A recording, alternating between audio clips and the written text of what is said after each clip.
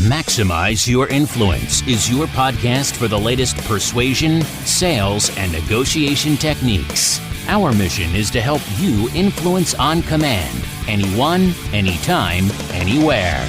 Your host is the author of Persuasion IQ, Laws of Charisma, and the best-selling book, Maximum Influence. Now, your host, Kurt Mortensen.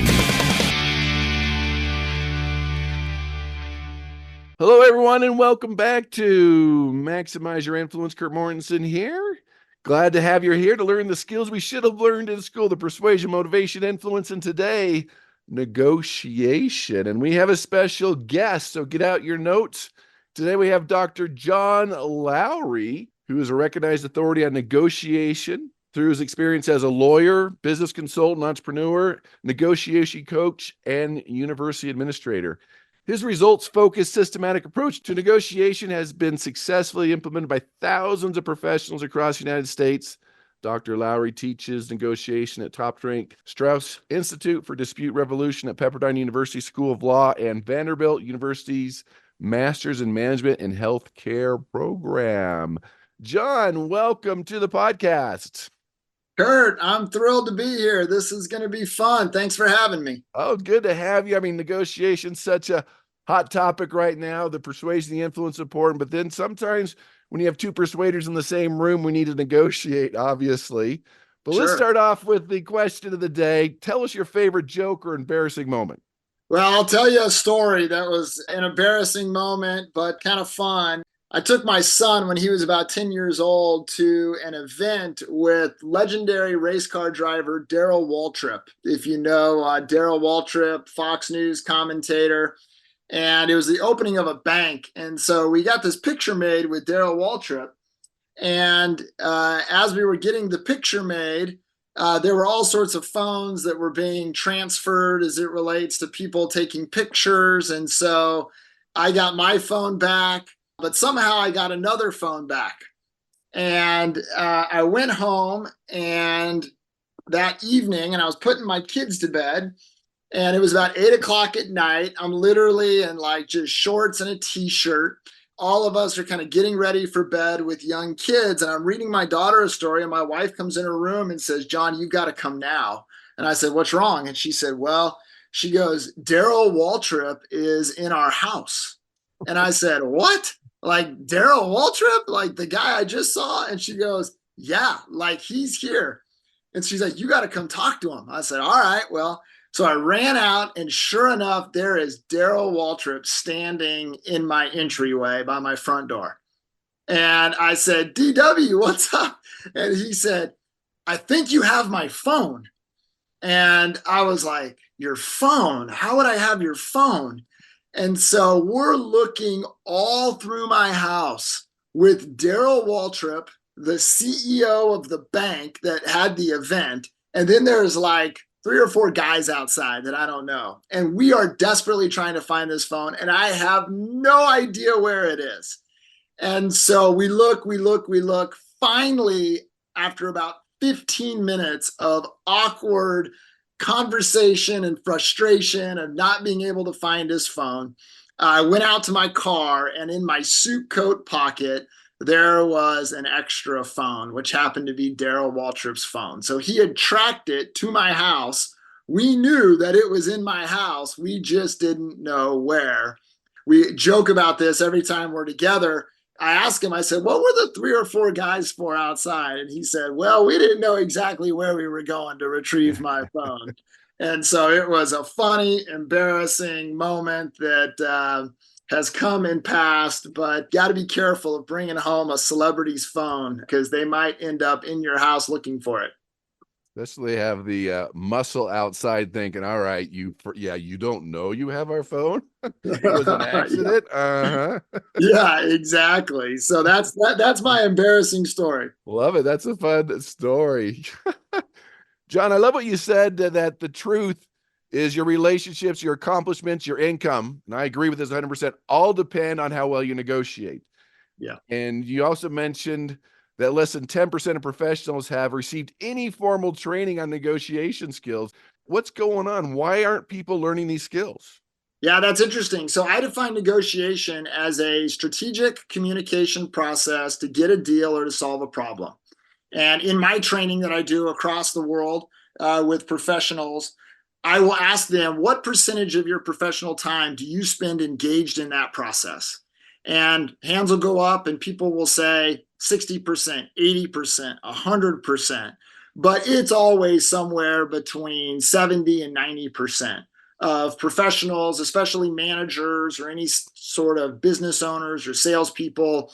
They're spending well over half their time engaged in the negotiation process. And if you think about every email, every phone call, every meeting, like it's a strategic communication process to get a deal or to solve a problem. And then I ask them that question of how many of you have, ever taken a course or ever gone to a continuing education program around negotiation. And usually it's about less than 10% of them that have ever really learned how to do the process that will cause them to be successful or not in their career. And so most of us have just learned it kind of on the job. Most of us have learned it through trial and error. And then I love asking the question I say, who gets to pay for the errors? And they're like, well, my company does. I was like, well, that's a costly way to learn in terms of giving value away and all of that kind of stuff. And so what I think has happened is because it's so prevalent and because it isn't seen as kind of a specialized skill, even the academics have missed the recognition that it is something that people need training on and an understanding of how to do. As a result of that, you have a lot of people out there that find their way, but it often takes time and it often requires them to lose a lot before they can learn how to win. Yeah, that is so true. And in fact, I had a room full of professional negotiators. I mean, estimate how much money have you lost with the bad negotiation, not having the right skills, and it was always in the millions of dollars. And it's interesting you point out that who's paying for this. Obviously, entrepreneurs, you're paying it for yourself. Corporate, the company's paying for it. Really, you didn't teach me this basic fundamental skill? I mean, really? Come It's on. ironic, isn't Like it? you mentioned, 50 to 80 and 100% of the day, and it's a side note in most college courses. And so I'm with you on that 100%. So as you look at negotiation, you have a lot of experience here. Before we go into the what to do, what do you see as the biggest blunder mistake people are making just right out of the chute when they get to a negotiation? What do you see? Is there one that's blaring at you? Is there a couple of them? Let's start with the mistakes. The mistakes, yeah. I mean, I think overall, if you're looking at kind of big picture, the biggest mistake that people make is they don't spend enough time up front planning for the process. They miss the process. And so they're so focused on the substance and trying to nail what they want to achieve and all of that they lose sight of the fact that it's the process that actually makes a difference. So the way I define it for people is I say substance is what is the right answer? That's the question around substance. And that's where a lot of people spend most of their time. The process question is how do I get the other side to the right answer? And that question doesn't get as much attention or as much strategic thinking or as much teamwork or whatever the case might be. And yet the irony of it is, if you're not very good at getting other people to the right answer, then whatever that answer is will not become the right answer. You'll have to change the substance or make concessions on the substance if you don't have a process that can deliver it. Now, the most acute moment where I see people make mistakes is in the opening offer. And what happens is the opening offer is a challenging moment in a negotiation because it is the most influential move in the entire process. And so you want to get it right. And so many people, they go in with a let's see what happens approach, or let's just start here and go from there based upon what the other side, they go in with some approach like that to where they haven't really thought it through. And then literally after the first round, they can find themselves playing from behind and in some cases can't catch up. And so what happens is this opening offer moment, the reason it's so difficult is because of the psychology around it and what happens inside each one of us as a negotiator. Because we have to strike this balance by saying, well, we want to be ambitious. We want to position ourselves to get the best deal that we can. We want to ask for as much as we can, but then we get nervous about, well, what are they going to think about that? Well, if I'm too far, I may lose the deal, or they may just go with a competitor, or I may not, get the next call, or we may get eliminated. And so people actually start making concessions long before they ever actually get to the negotiation table.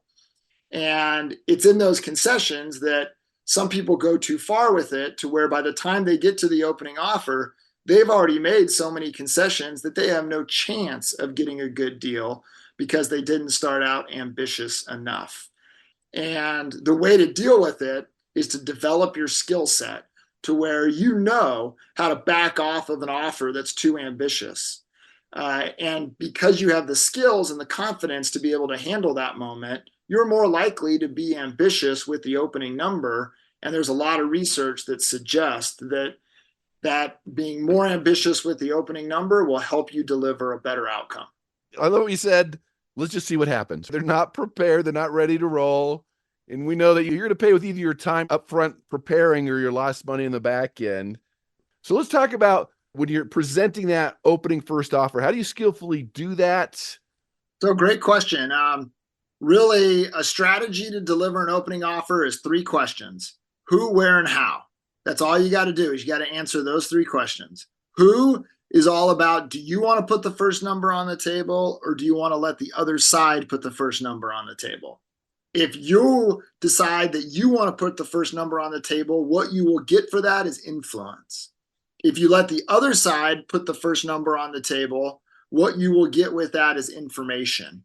And so all you got to do to answer that first question of who is decide what's more important to you, the influence or the information.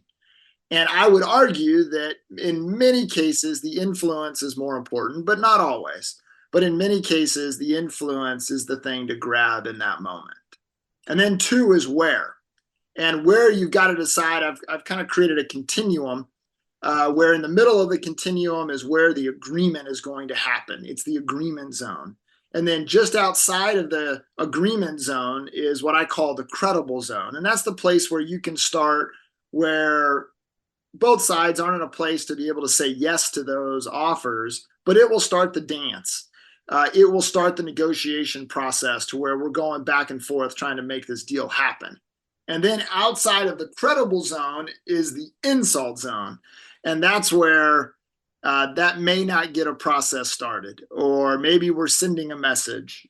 The insult zone usually is a difficult place to create progress from. And so the question is where? Where do you want to start this negotiation? If you don't have a lot of time, you may have to start closer to the agreement zone. If you really need the deal and you've got lots of great options and you're looking to maximize what you can get, then that may be a moment where you want to start further in the credible zone, maybe even towards the insult zone in terms of being super ambitious as far as your opening offer. And so every one of these questions, it's situationally dependent to where you've got to decide what is the best place for this deal. There's no perfect right answer, but you do want to strategically give yourself enough room to move to where you can still get a great deal as you're making concessions. But at the same time, as you're making concessions, you're making the other side feel like they're getting a good deal too. And kind of the ideal place to work this all out is in terms of starting ambitiously, giving yourself room to move, being able to make concessions, and then get to a place to where that's actually a good deal for you, even though you've made some pretty substantial concessions to get there, which gives the other side a perceived sense of victory as well. And then the last question of how really comes down to 2 different strategies. If you're going to start in the credible zone and you're going to be more ambitious with that opening move, then I describe the approach as extreme but soft. You don't want to be extreme but firm, because you won't give any hope to the other side that there's a deal. If you're being really ambitious and you tell the other side you don't have any room to negotiate, then they may say, well, I got to go somewhere else then. And you may end up killing the process. And so it's soft to where you can move off it. You can make those concessions that I just described. If you have to start in the agreement zone where you have less room to move, there's where you want to be reasonable but firm. And the trick to this is the firmness has to go before the number. You've got to let the other side know how you're negotiating. You've got to let them know that this is a number that they should seriously consider, that you're not planning for a long back and forth process where each side's making big concessions. You're literally putting a number that they should consider saying yes to. And if you need to tweak it a little bit, you can, but there's not going to be major concessions. And setting those expectations up front, that's what makes reasonable and firm most effective. So who, where, and how, if you answer those questions right, you're probably going to be on your way to making a really strategic opening offer. Maximizers, hopefully you caught that. The who, where, and how. Great introduction. You can make the first offer. I love John when he said, it's time to start the dance. That's important to understand. And when you get your first no, all right, let the games begin. That whole mindset, let's do this. This is a process, the back and forth. You maintain more control when you start the dance. You start the process. You can make the first offer. So let's talk about these tactics. Let's say you're getting to the negotiation and the person across from the table is using some of those, what I call the dirty deeds, those tricks, the psychological tactics. Maybe the scientific term is just being a butt. What do we do here? Because people are that way. Professional negotiators, buyers, purchasers, sometimes they're just not the nicest people. What do we do in that situation where we feel like they're just trying to use those dirty tricks? What are your thoughts on that? So tactics are something that people use to try to get an advantage in the process. Mm-hmm. And tactics vary. So some tactics are very personal. Some tactics are psychological. Some tactics are circumstantial. I mean, there's all different ways that people use tactics. And the reason they use them is because they think that they are providing some sort of advantage in this process. And so one of the things that has to happen with tactics is you have to manage the tactic many times before you want to proceed through the process, because you don't want that tactic to cloud what happens in the negotiation, especially if it's something that is not to your advantage. And so one of the things that everyone has the power to do is to shut the process down. By doing so, not only do you take great control, but that then gives you the space to go deal with the tactic. Now, to deal with the tactic, it's another very easy kind of three-step approach. The first step of that would be to identify the tactic. I think the biggest challenge people have with tactics is they actually don't even know that they're being employed. And so they're reacting to these behaviors, but they don't see them as a tactic. They don't think there's anything they can do about them. And so they just get frustrated. And that's where you start hearing about, well, they're just being unreasonable. Well, maybe, but what they're actually doing is not being unreasonable. What they're actually doing is they're using a behavior because it thinks that it gets them an advantage. And so if you deal with that behavior, now all of a sudden you can get them to perhaps be reasonable again. And so the first thing is you've got to have your eyes wide open and you got to be looking for these tactics. That's identifying the tactic. The next thing is to label it for the other side, to put it on the table, to have a conversation about the tactic. You know, if it's something curt to where we're negotiating and you're being the butt, as you call it, you know, it may be a moment to say, hey, Kurt, look, we're trying to put a deal here together. It seems like you're getting really frustrated. How can we do this in a way that where you won't be as frustrated? Like, is there a process that we can use? Is there a time that we can meet? Is there, like, I don't want to frustrate you with this. That's not what this is about. We're just trying to make a deal happen. But it seems like you're really frustrated. And now notice I just put that on the table to be negotiated. So if you are really frustrated, then we may have some difficult things to work through. If you're using it as a tactic, now you're in a situation to where you've got to make a strategic decision to say, okay, do I want to keep being a butt or do I want to try to get this deal done? And if I want to try to get this deal done, I probably need to knock it off. and continue the process. Or if I want to continue to be a butt, John's probably going to check out. Mm-hmm. And that's the moment that you want to create to where the other person who's using the tactic has to make the strategic decision about whether they want to continue with it or if they want to get back to the process. And then once you've done that, then it becomes a negotiation of the process before you go back to negotiating the substance. And so in our example, it's like, hey, Kurt, if you need a couple of days just to chill out, like, that's no problem. Like, let's talk again at the end of the week. Hopefully, we'll all be in a better mindset and hopefully can put this deal together. So notice there, I'm negotiating the process. And it's important to get the process right because the process is going to lead to the outcome. And again, by doing that, you're taking control and you're letting them know, I'm not going to move forward with this process, with this behavior coming from you, but I'm open to move forward with it if the behavior ends.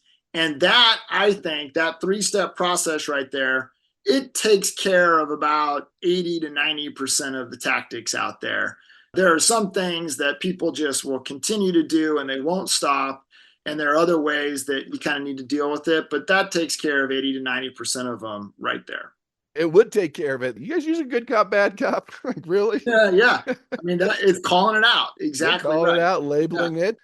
John, what's the one thing we've missed here today? What's the one thing you want our listeners to know about negotiation? I think a relatively new concept to the negotiation conversation is empathy. Empathy is really big in business right now. I'm sure you're having conversations about it on this podcast, but it's becoming a really important, recognized business skill. And I think empathy is a really important negotiation skill as well, even though it hasn't been associated with negotiation as closely.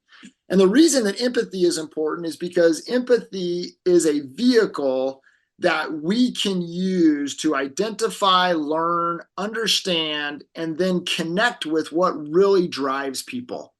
And what's so amazing about business is even though we might be talking about money, even though we might be exchanging widgets and value and all this kind of stuff, the reality is that, about 70% of business decisions are made based on emotion. It's not reason, it's not logic, it's not financial analysis, it's not Excel spreadsheets, it's not any of that. It is pure emotion. And that's why influence is so powerful in terms of what you spend your time talking about. Influence deals with the subconscious, and influence hits parts of people that they may not even know are driving them in decision making.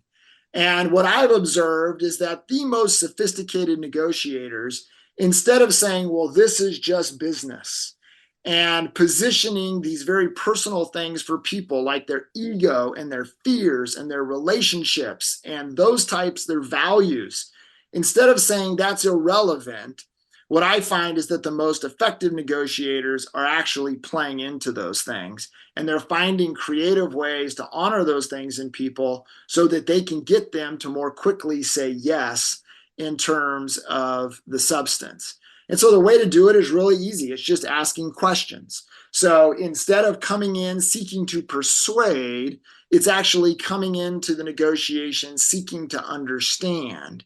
And then through that understanding, finding your moments where perhaps you want to influence, perhaps you want to persuade, perhaps you want to problem solve, or perhaps you even want to brainstorm with the other side in terms of how to solve for their problem in a way that also solves for yours. And the business leaders that I see that are the most impactful are the people that understand that about their customers. They know that it's not about their external needs, it's about their internal needs. And the folks that understand that and play into that, they can do really, really well using the negotiation process, but then also really, really well out there in the business world. So, John, where can our listeners find out more about you and what you do? Sure. Well, I've got a website, lowrygroup.net, Lowry group.net. And then my new book, which was released late last year, Negotiation Made Simple. You can find it in Barnes & Noble stores, Amazon, wherever it is that you buy books, it will be there. And Negotiation Made Simple, going back to that idea of saying not many people have had a formal course on negotiation.